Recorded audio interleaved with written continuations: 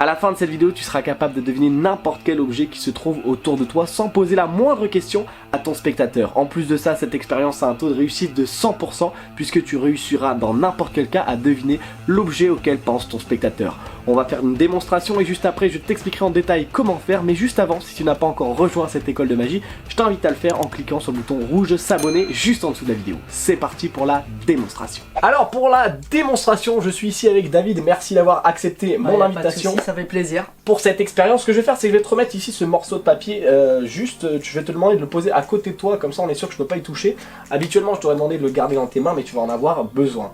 Tu vois ici qu'il y a 5 objets qui se trouvent en face de toi. Alors on a essayé de les disposer de la meilleure des façons sur le champ de la caméra. On a ici le gobelet, on a ici une boîte de chewing-gum, on a ici un livre, un stylo et un jeu de cartes. J'aimerais, s'il te plaît, que là, comme ça, avec la main de ton choix, donc soit la main gauche, soit la main droite, tu saisisses l'un des objets. Alors attention, ça peut être n'importe quel objet, ou ça peut être un objet qui t'attire plus qu'un autre, ou alors vraiment je te dis tu laisses totalement le hasard faire les choses. Tu prends un objet comme ça, celui que tu veux, avec soit ta main droite, soit ta main gauche. Je te laisse faire, vas-y.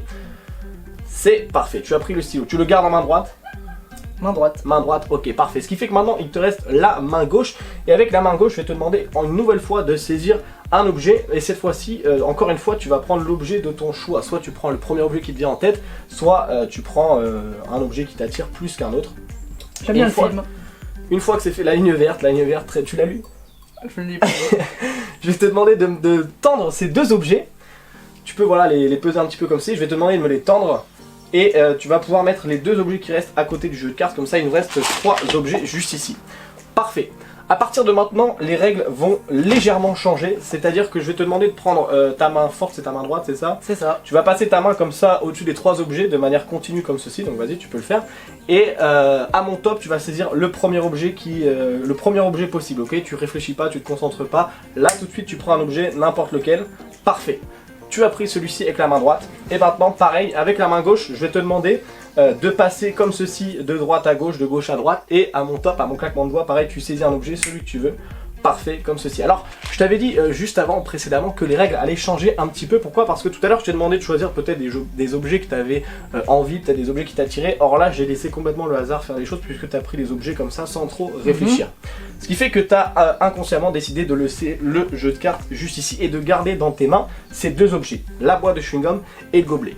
Je vais te demander un dernier choix, après je te laisserai tranquille. Je vais te demander une dernière chose, c'est de me tendre l'un des deux objets. Alors encore une fois, je ne veux pas t'influencer, ton choix est totalement libre. Donc soit tu me tends le gobelet, soit tu me tends la boîte de chewing-gum, l'objet que tu souhaites. La boîte de chewing-gum. Tu me remets ici la boîte de chewing-gum, je t'en remercie. Tu peux reposer le gobelet sur la table juste ici. Tu m'as tendu cette boîte de chewing-gum, je le rappelle, on a fait différents choix ensemble, on a fait différentes étapes et finalement on s'est retrouvé sur ce choix final où tu m'as remis la boîte de chewing-gum. Je sais pas si tu te souviens, au départ je t'ai remis un papier, j'aimerais s'il te plaît que tu déplies ce papier, que tu prennes connaissance de l'information. Je te le montre ou je le lis? Tu peux le lire, c'est moi qui ai écrit sur ce papier et tu peux le lire, en prendre connaissance et ensuite dire à voix haute, forte et audible ce qui est écrit sur ce papier. Boîte chewing-gum. La boîte de chewing-gum, je vais approcher un petit peu, je sais pas si vous voyez bien à la caméra, on fait le petit focus. On passe tout de suite aux explications. Merci à toi David. Merci à toi. Alors pour l'explication de cette expérience, on va utiliser un principe que vous allez voir et qui va vous suivre durant toute votre carrière de magicien ou de mentaliste. Pourquoi? Parce qu'on va avoir un principe très connu dans ce domaine qui s'appelle le forçage Patéo. Alors le forçage, vous allez voir, va vous servir pour plusieurs choses. Je vais d'abord vous expliquer comment s'est passée l'expérience et ensuite je vous en parlerai un peu plus en détail. Donc on va imaginer que vous ayez choisi quelques objets. Donc là en l'occurrence j'ai 5 objets.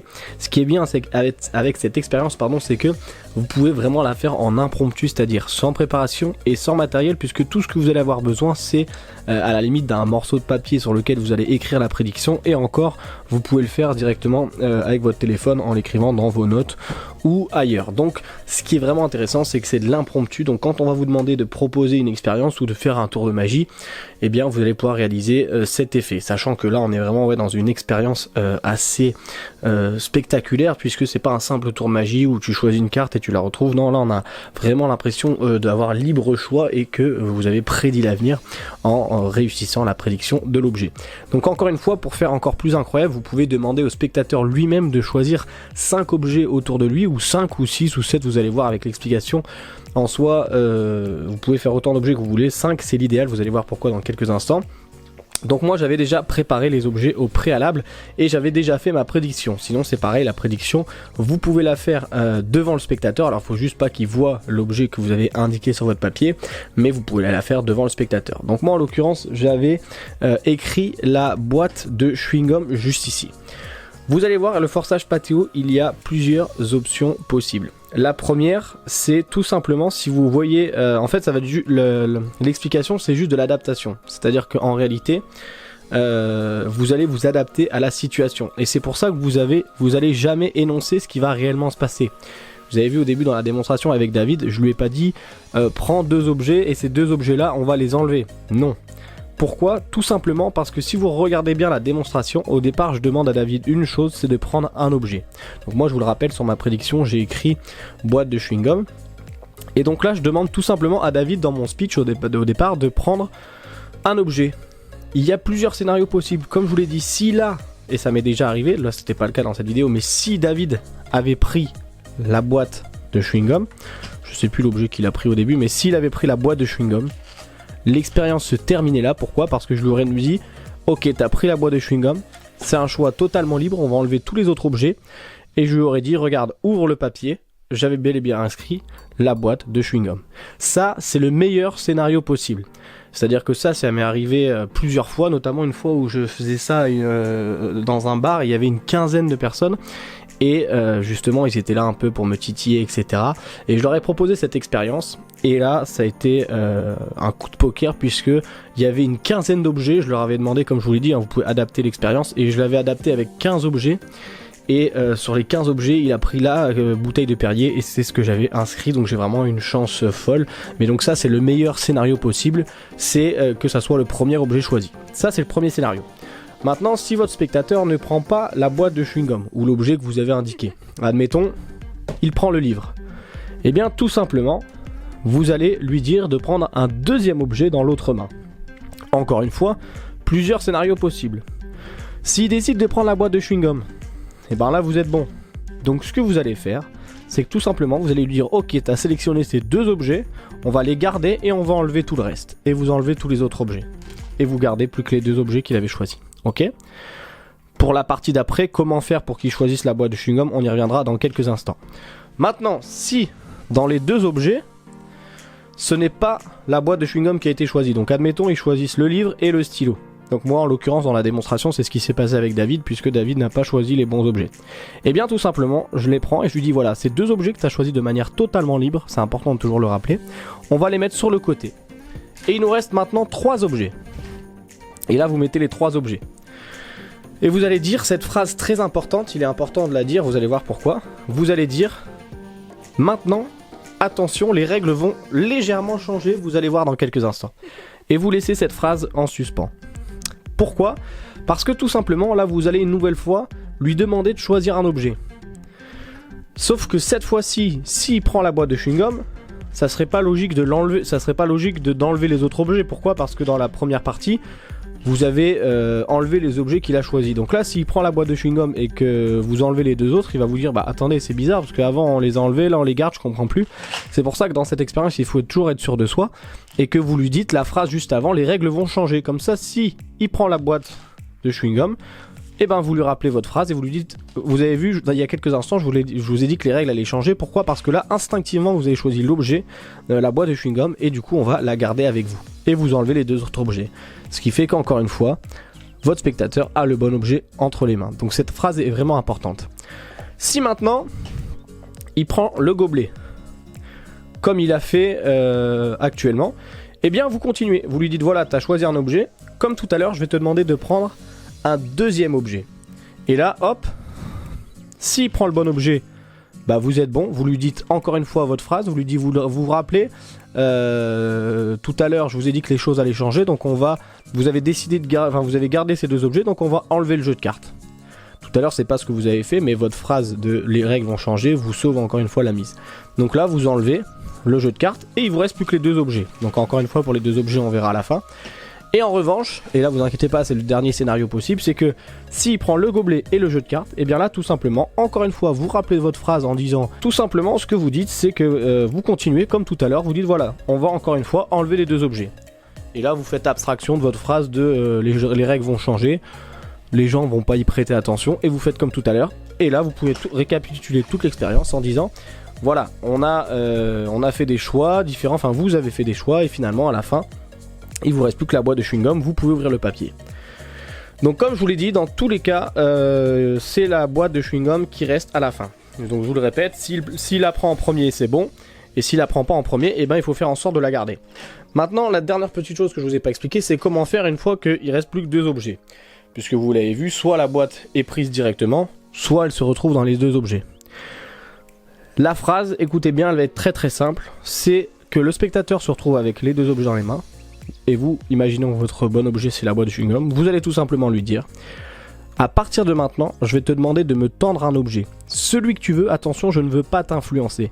Ton choix est totalement libre. C'est important de lui dire ça pour bien ancrer dans son cerveau que de A à Z, il aura le choix. Alors qu'en soi, il ne sait pas vraiment ce qui va se passer. Puisque techniquement, vous lui dites pas donnez-moi l'objet qui sera inscrit sur le papier. Ou alors donnez-moi l'objet qui ne sera pas inscrit sur le papier. Non, vous restez flou en disant juste vous allez me tendre un objet. Et là, il y a deux cas possibles. Soit il vous tend le jeu de cartes, et là vous lui dites, regarde, finalement après tous les choix que tu as fait, il te reste plus que la boîte de chewing-gum, est-ce que tu peux ouvrir le papier? C'est écrit la boîte de chewing-gum. Et si inversement, il garde le jeu de cartes et il me tend la boîte de chewing-gum, ce qui s'est passé dans la démonstration avec David, eh bien je lui dis tiens, le jeu de cartes tu peux le poser sur le côté, je dis regarde, tu as fait différents choix, tu as eu le contrôle total de A à Z sur tes choix, et pourtant tu as décidé à la fin de me laisser la boîte de chewing-gum. Et si on regarde ce qui est écrit sur le papier, c'est bel et bien écrit la boîte de chewing-gum.